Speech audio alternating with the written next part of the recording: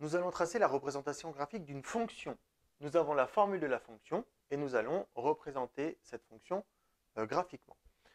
L'idée générale, c'est qu'on va calculer plusieurs images. Et chacune de ces images, on va pouvoir les placer sur le graphique. On va placer plusieurs points sur le graphique.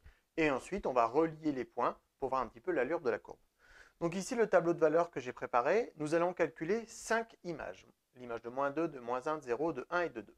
Donc c'est parti, c'est quelque chose normalement que vous savez faire, donc je vais aller assez vite.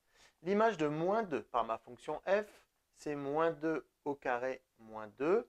-2 au carré, pensez à mettre les parenthèses, ça fait 4, 4 moins 2, 2. Donc ici, je peux mettre 2. L'image de -1, même principe, -1 au carré, moins 2. -1 au carré, ça fait 1. 1 moins 2, ça fait -1. L'image de 0, ça me fait 0 au carré moins 2, ça me fait -2. L'image de 1, ça me fait 1 au carré moins 2, c'est-à-dire -1.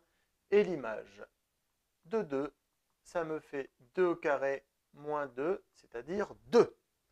Je reporte ici mes images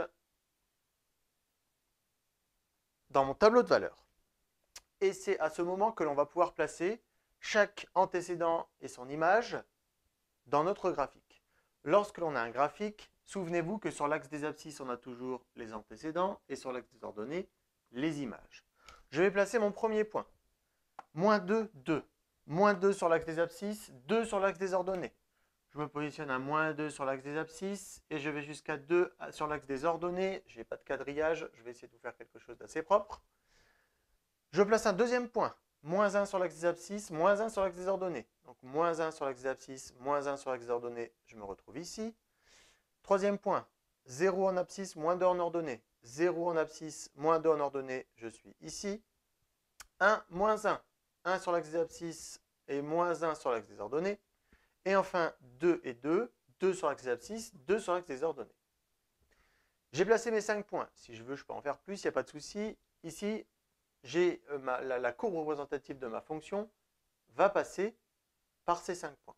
Donc je vais le tracer en reliant à peu près point par point, mais je vois quand même que ça a une forme de U. Donc je vais essayer de faire quelque chose d'assez ressemblant comme ceci.